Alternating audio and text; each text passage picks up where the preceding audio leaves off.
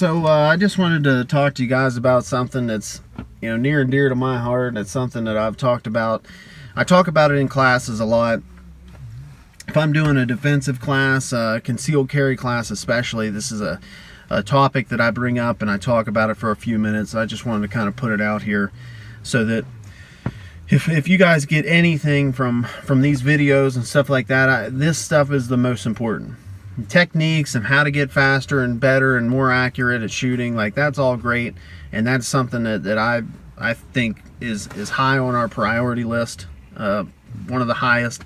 But the things that you put in your brain, I'm not going to talk about mindset or like the will to win or anything like that, because you need to have that. No amount of your instructor, me, or your celebrity trainers or any of these people, they're not going to be with you.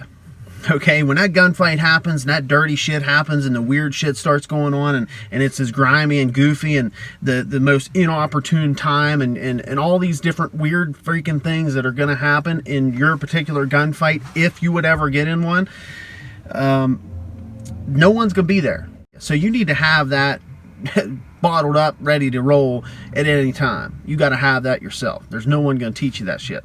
But what you throw in your brain and what's rattling around in the old noodle, that does matter. All right, and I'm not talking about the will to win. I'm talking about actual like tactical things that's rattling around in the old noggin. So the biggest myth that I believe gets perpetuated in concealed carry gunfight stuff is the use of cover. There's so many people out there that if you said, okay, gunfight starts right now, what's the first thing you do? And they'll say, get cover. Where are you going to get cover? All right. So this is what I've worked on for a while, and through my own experience, I know that's almost non-existent. Okay. I've seen quite a few things. I've been in quite a few hairy situations. So I know that the cover thing and just the opportunity, time and opportunity to do shit besides just straight up start doing work it's usually not there whatsoever. So to think you're going to get cover somewhere or just magically come up with cover or magically dive behind the imaginary cover, like that, there's no way. So I think that myth and that perpetuated bullshit, that same old regurgitated shit, is the biggest misnomer, myth, bullshit in concealed carry training. When I teach concealed carry or defensive tactics whatsoever, I talk about one thing, and that is fighting as an individual. So fighting as an individual is something that you need to really lock in your brain and think, okay, in this moment, there is nobody helping me. There is nothing. There's nobody coming to help me. I have got to get myself in and out of this situation very, very quickly and get the work done myself. Nothing else. There's nobody else. Okay? So what I want to talk about and try to get you to understand is why I talk about, just being really good at shooting, being really good at drawing, being very fast and accurate with your pistol, and understanding your gear and limitations and all these different things, and just being slick.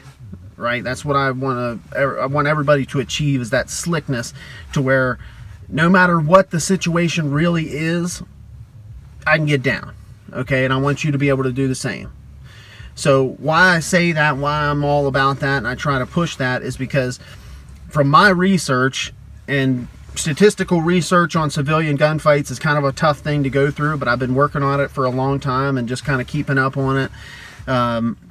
From my research, over 95% of civilian gunfights are stand and deliver. All right, so that means that there is not time or opportunity to get cover and then go to work.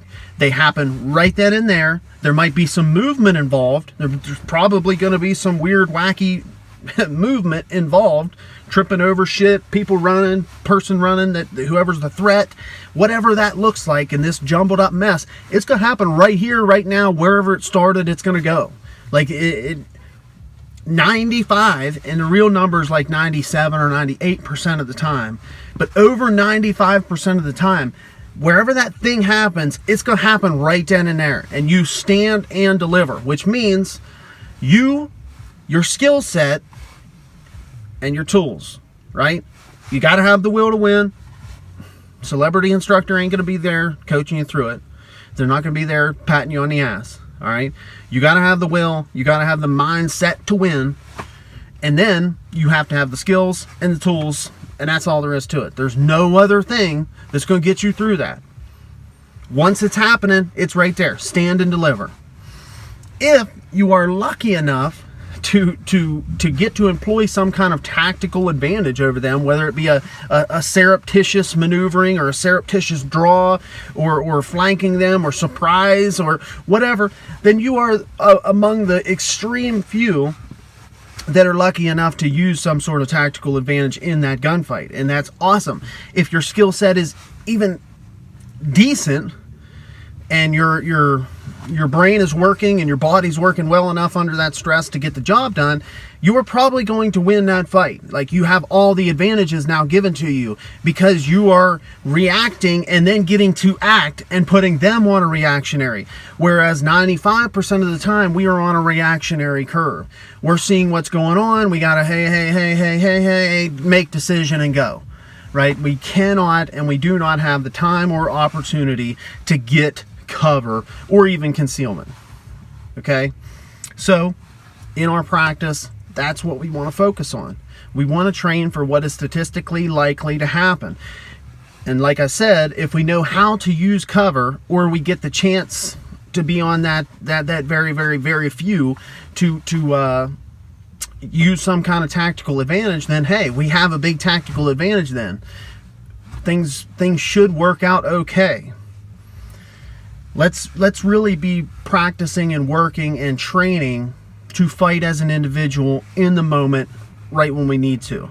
If we always have in the back of our head, I'm gonna get cover and then go to work, man, that's setting yourself up to say, what's gonna happen? Or instead of just saying, oh, I need to draw and go to work right now, are you gonna be going, shit, I'm in the middle of a parking lot, there's no cover, what am I gonna do? And then maybe that makes you hesitate. Maybe you know that first thing in your head all the time of get cover, then go to fighting, maybe that costs you your life. And according to the statistics, that's not what we should be thinking. So cover, in my opinion, for concealed carry is the biggest myth. And it's something that we really need to snuff out and understand. One, team tactics and all the military combat stuff in the world isn't going to save you, okay? Because there ain't no team, it's you. And then two, all the bravado and instructor stuff and mindset bullshit, that's not going to save you either. Plain old skills and tools.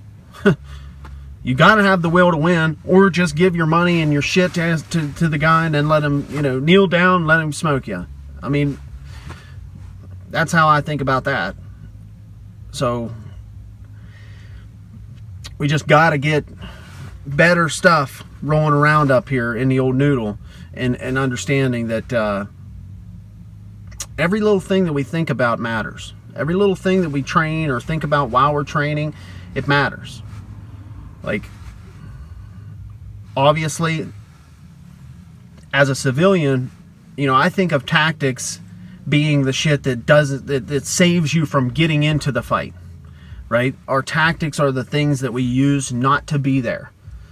That's kind of how I think of tactics as a civilian.